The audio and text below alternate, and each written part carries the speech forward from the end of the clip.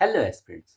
तो नीट 2025 अब आने वाला है और नीट में हमेशा हमेशा कुछ ना कुछ ऐसे एस्पिरेंट्स होते हैं, कुछ ऐसे स्टूडेंट्स होते हैं जो कि चाहे नीट में 12 महीने बचे हों, चाहे 12 हफ्ते बचे हों, चाहे 12 घंटे ही क्यों ना बचे हो, वो ये हमेशा पूछते रहते हैं कि स्टिल पॉसिबल कि क्रैक हो सकता है नीट। तो आज की इस वीडियो में हम लोग कुछ ऐसे ही टॉपिक पर बात करने वाले हैं जहां मैं आपको पीडब्ल्यू का एक न्यू प्रचंड बैच आया है उसके बारे में कुछ डिस्कशन कर रहे होंगे कि कौन इसे यूज़ कर सकता है, कैसे यूज़ करना चाहिए, क्या ये सब। ठीक है, सबसे पहले मैं ये बता दूँ कि ये कोई प्रमोशन वीडियो नहीं है, ठीक है? सबसे पहली बात कि ये मेरी वीडियो है तो कोई प्रमोशन वीडियो हो भी नहीं सकती है।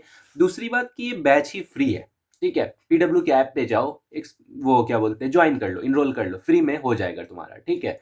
तो इसलिए प्रमोशन का कोई फ़ायदा भी नहीं, ठीक है?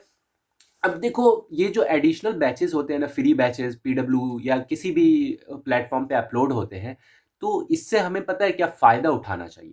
जैसे कि 2024 मेरा फर्स्ट अटेम्प्ट था, ठीक है? मैंने 685 स्कोर किया था। तो मैंने लास्ट टाइम में, स्कूल तो मेरा चलता ही था, मैंने लास्ट टाइम में क्या किया था, बहुत सारे फ्री बैचेस का फ़ायदा उठाया। जैसे देखो, लास्ट में, सबसे लास्ट में उत्थान सीरीज़ आया था, बहुत हाई लेवल बैच था, बहुत हाई लेवल बैच था। जाना, फिज़िक्स के क्वेश्चंस करके देखना, अगर तुम्हें लगता हो कि फिज़िक्स में तुम माहिर हो, तो फिजिक्स के उत्थान के क्वेश्चंस करके देखना, सारा एटीट्यूड निकल जाएगा।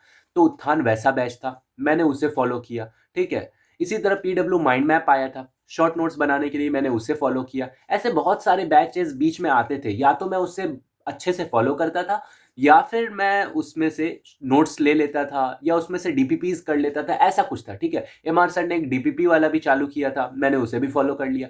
ऐसी जो फ्री वाली चीजें आती है ना, उससे फायदा उठाना सीखो, ठीक है? तो इसलिए मैं आज की ये वीडियो बना रहा हूँ, ठीक है?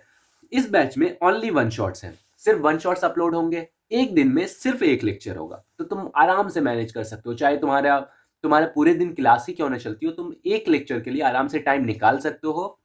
एक वन शॉट होगा, उसको देख लेना, हो जाएगा, ठीक है? बात आती है कि लाइव देखना है या रिकॉर्डेड, तो भूल कर भी लाइव मत देखना, ठीक है? लाइव क्लासेस करने का मतलब थोड़ा नुकसान होता है। लाइव चैटिंग होती है, एक तो उससे मतलब थोड़ा दिमाग डाइवर्ट हो जाता है। दूसरी बात कि लाइव क्लासेस में टाइम ज़्यादा लगता है, टीचर थोड़ा-सा तुम्हें एंटरटेन करने लग जाता है। रिकॉर्डेड को तुम 2x पर भी तो देख सकते हो। ये सब फ़ायदे होते हैं। तो रिकॉर्डेड लेक्चर्स देखना, लाइव बिल्कुल मत देखना। चाहे एक दिन पीछे चल लो, बट कोई बात नहीं, रिकॉर्डेड देखना, ठीक है? ये कुछ बेसिक्स। अब आते हैं नोट्स बनाने हैं या नहीं, तो नोट्स मत बनाने, ठीक है? अब तुम्हारे पास इतना टाइम भी नहीं बचा है, अब तो दिसंबर आ गया, ठीक है? दिसंबर खत्म हो गया, ठीक है? दिसंबर जाएगा, अब उधर 4 महीने बचेंगे, तो अब तुम्हारे पास टाइम नहीं है कि तुम नोट्स बनाओ।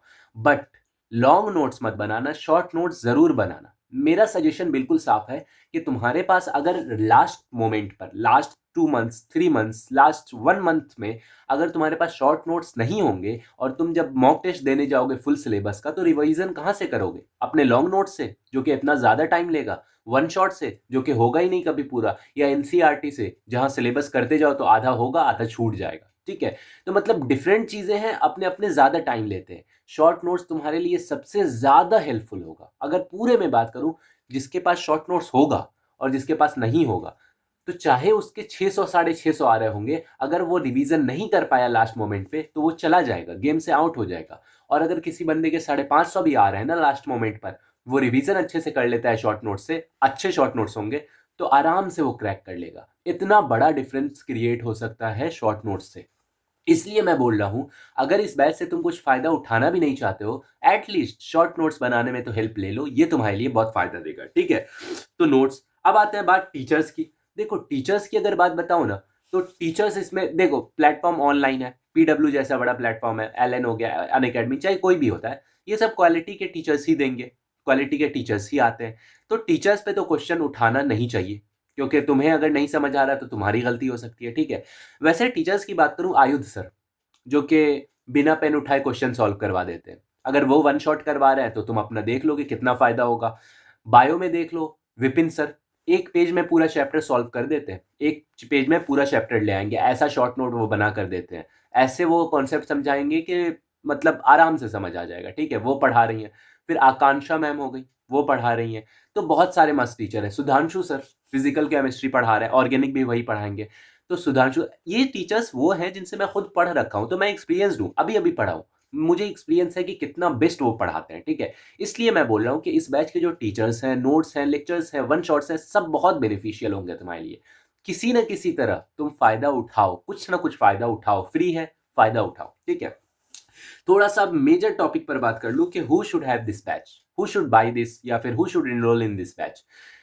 तो सिंपल सा आंसर देता हूं, देखो, अगर तुम्हारे मार्क्स आ रहे हैं 650, 600, 550, या इवन 500 प्लस भी आ रहे हैं ना तुम्हारे, तुम बहुत सेफ साइड हो अभी, ठीक है। 500 प्लस का मतलब पता है क्या होता है? तुम सिली मिस्टेक कर रहे हो, तुम्हारे कुछ बैकलॉग्स हो गए, कॉन्सेप्ट में थोड़ी सी वीकनेस है, थोड़ा ही सा सब कुछ है, ठीक है। अगर 500 प्लस आ रहा है तुम्हारे, 550 आ रहा है, 600 आ रहा है, 650 आ रहा है, तब सिली मिस्टेक हो रही तुमसे, ठीक है। बैकलॉग उतना ज्यादा मैटर नहीं करता तब।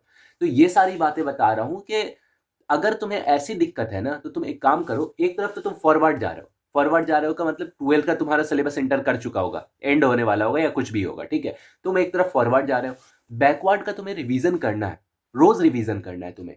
तो उसके लिए तुम्हें चाहिए कि कोई एक ऐसा भी रिसोर्स कर लो कि तुम्हें लास्ट तक फायदा दे। एक काम करो बस, कि रोज इसका एक वन शॉट आता है, अगले दिन उसे क्या करो, रिकॉर्डेड में देख लो, 2x पे चलाओ, 3x पे चलाओ, कितने पे भी चलाना है चलाओ, लेकिन उसे देखो आराम से, और क्या करो, रिवीजन होगा तुम्हारा, उसको शॉर्ट नोट्स में कन्वर्ट कर लो। बस इतना सा करो, तुम्हें क्या होगा कि अभी तो फायदा देगा ही, क्योंकि तुम रिवीजन कर रहे हो, बाद में तुम्हारे एक शॉर्ट नोट्स क्रिएट हो गए, वो भी तुम्हें फायदा देंगे लास्ट में।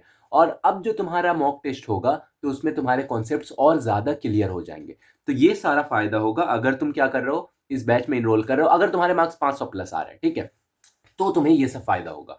तो मैं कहूंगा जिसके 500 प्लस आ रहे हैं ना, तुम लोग थोड़ा सा भी ये मत होने दो कि ब्लैंक स्पेस छोड़ दो तैयारी में और बाद में रीग्रेड करना पड़े कि काश ये कर लिया होता, वो मत करो। मैं नीट में जाने से पहले ऑटो में ये सोच रहा था कि मैंने अपना 100% दे दिया है, अब जो होना होगा वो होगा, ठीक है। मैं अपनी तरफ से सेटिस्फाइड था, ठीक है। तो ऐसा ना हो कि तुम ये सोच लो कि यार काश इस बैच से पढ़ लिया होता, या ये नोट्स बना लिए होते, ये शॉर्ट नोट्स होते, ये डीपीपी कर ली होती, ऐसा नहीं। ये रीग्रेट नहीं आना चाहिए, ठीक है। उसके लिए क्या करना है कि कोई भी ब्लैंक स्पेसेस मत छोड़ना। 500 प्लस वाले मोस्टली रीग्रेट करते रह जाते हैं, क्यों? क्योंकि वो सोचते हैं काश ये कर लिया होता, तो वो मत करना, ठीक है। इसलिए अभी ब्लैंक स्पेसेस मत छोड़ो, आराम से सारे काम करो। अब बताता हूं मैं उनके लिए जिनके 500 से कम आ रहे हैं, 300 अबव आ रहे हैं, ऐसे बच्चे, ठीक है। उनका क्या होता है, बैकलॉग्स बहुत ज्यादा होते हैं, कॉन्सेप्ट्स भी क्लियर नहीं होते हैं, इस वजह से तो मार्क्स कम आ रहे हैं। सिंपल सी बात है, मार्क्स तुम्हारी तैयारी को, तुम्हारे प्रिपरेशन को ही डिनोट करते हैं। तो अगर मार्क्स कम आ रहे हैं मतलब तैयारी में वीकनेस है, सिंपल सी बात है। तो अब क्या करना है तुम्हें, कि तुम फॉरवर्ड जा रहे होगे, एक डायरेक्शन में तो फॉरवर्ड जा रहे होगे ना, मतलब कि तुम अपने बैच को फॉलो तो कर रहे होगे ना, कहीं ना कहीं कोई कोचिंग तो फॉलो कर रहे होगे ना, उसे फॉलो करो, आगे जाओ, फॉरवर्ड डायरेक्शन में जाओ। एक काम करो कि तुम वन शॉट को भी फॉरवर्ड में ले जाओ, जैसे रोज जैसे लेक्चर आ रहा है ना, उसके अगले डे तुम रिकॉर्डेड देखो और रोज देखते जाओ, रोज देखते जाओ, उससे शॉर्ट नोट्स बना लो। उसके जो डीपीपीज हैं, इसके डीपीपीज में कम क्वेश्चंस होंगे, ठीक है, कम क्वेश्चंस होंगे, तो इसके डीपीपीज सॉल्व कर लो, ठीक है, पीवाईक्यू सॉल्व कर लो, और वन शॉट देख लो, आराम से हो जाएगा। इवन वन शॉट में भी बहुत सारे क्वेश्चंस करवा देंगे, वो भी काफी है। डीपीपी हो गया, काफी है। पीवाईक्यूज कर लो, आराम से हो जाएगा।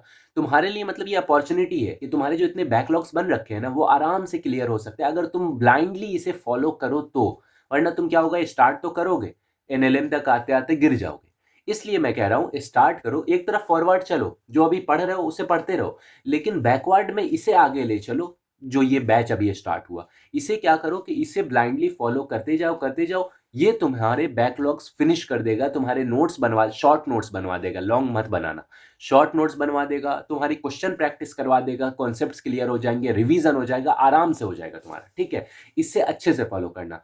और फिर आती है बात उन लोगों की जिनका बेसिक्स क्लियर नहीं है, जिनका मतलब उतना बेसिक्स बना नहीं है, तो मैं अपना सजेशन दूं तो नहीं हो सकता भाई इस साल।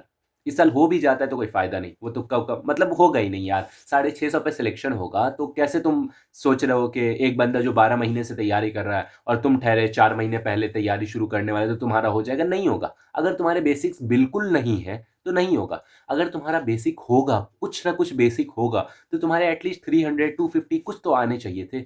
अगर इतने आ रहे हैं तो तुम वही वाला मेथड करो जो मैंने अभी बताया, कि फॉरवर्ड तो उधर चलो, बट बैकवर्ड में ब्लाइंडली इसे फॉलो करो, अच्छे से फॉलो करो, ठीक है।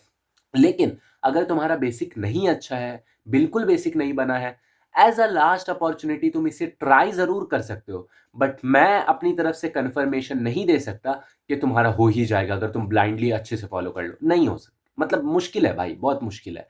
अब कमेंट बॉक्स में कहने लगे कि मैं डिमोटिवेट कर रहा, नहीं डिमोटिवेट कर रहा, मैं रियलिटी बता रहा हूँ, ठीक है। तो अब चैलेंज कर सकते हो मुझे, चैलेंज कर दो और सिलेक्शन ले लो, वो हो सकता है तुम्हारा, बट बाकी तुम देख लो, ठीक है। बैच में अगर जा रहे हो तुम, तो डीपीपीज में कम क्वेश्चन होंगे, सॉल्व कर लेना, थोड़ा टाइम जाएगा, सॉल्व कर लेना, मेट्रो में बैठे, ऑटो में बैठे, देख लेना एक बार ऊपर से, सॉल्व हो जाएंगे, ठीक है, ऐसे क्वेश्चंस। तो डीपीपीज को देख लेना। और पीवाईक्यूज, मतलब जो 500 के अबव वाले बच्चे हैं वो तो पीवाईक्यूज कर ही चुके होंगे, ये मैं मान के चलता हूँ। लेकिन जिनके 500 से कम है वो थोड़े से इनसेंसियर होते हैं, तो इसलिए क्या करना है उन्हें कि पीवाईक्यूज कर लेना, तुम पीवाईक्यूज जरूर कर लेना, डीपीपी प्लस पीवाईक्यू। डीपीपी में कम क्वेश्चन है, इनफ नहीं होंगे तुम्हारे लिए। DPP plus class question plus में पीवाईक्यूज, ये तीनों कर लेना, आराम से हो जाएगा। मैं मॉड्यूल अब नहीं कह रहा हूँ क्योंकि मॉड्यूल का टाइम नहीं है, सिंपल सी बात है, ठीक है। तो ये सारी जो चीजें बताया हूं ना, कि अगर तुम्हारा बैकलॉग है, अगर तुम्हें रिवीजन में दिक्कत आ रही है, तुम्हारे शॉर्ट नोट्स नहीं बने हुए, तुम्हारी कोई भी दिक्कत है ना, इस बैच से वो फायदा उठाओ, ठीक है। अगर तुम्हारे 500 से कम आ रहे हैं, तुम्हें इससे बैकलॉग्स पूरे करने चाहिए। 500 से जिनके ऊपर आ रहे हैं, उन्हें ये ब्लैंक स्पेसेस नहीं रखने हैं कि बाद में रीग्रेट हो कि भाई ये कर लिया होता, वो मत करना। मैंने अब सारे बैचेस फॉलो किए, उत्थान किया, माइंड मैप किया, क्या क्या बैचेस आते हैं फ्री में, सारे किए हैं, सारे ज्वाइन थे मेरे में, ठीक है। शॉर्ट नोट्स वाले सब किए मैंने, ठीक है। डीपीपीज वाले वो भी कर लिए थे। तो अगर तुम्हें कहीं फ्री रिसोर्सेज मिल रहा है तो हाथ मारो, मुंह मारो, लेकिन फायदा उठाओ, ठीक है। सिलेक्शन चाहिए तुम्हें, तो उसके लिए तुम्हें मेहनत करनी पड़ेगी, ठीक है। क्वेश्चन प्रैक्टिस ज्यादा से ज्यादा करना, ताकि फॉर्मूलाज डायरेक्ट दिमाग में जाए, ठीक है। अब तुम उसे रटने मत लगना, फॉर्मूलाज को दिमाग में डालने का तरीका सबसे अच्छा है क्वेश्चन प्रैक्टिस, ठीक है। बाकी ये सारी चीजें फॉलो करो, आराम से सिलेक्शन हो जाएगा। अभी टाइम है तुम्हारे पास, अगर तुम्हारे 300 भी आ रहे हैं ना, टाइम है तुम्हारे पास, आराम से कर सकते हो। बट यही है, तुम्हें ज्यादा मेहनत करनी पड़ेगी। तो अगर उसके लिए तैयार हो तो आराम से सिलेक्शन ले सकते हो, ठीक है। बाकी वीडियो में कुछ भी अच्छा लगा हो तो लाइक जरूर कर देना, और कोई भी डिस्कशन हो, कुछ भी दिक्कत हो, तो टेलीग्राम चैनल का लिंक होगा डिस्क्रिप्शन में, उसे ज्वाइन कर लेना, या फिर वीडियो पे कमेंट कर देना, मैं रिप्लाई जरूर कर दूंगा। Thank you.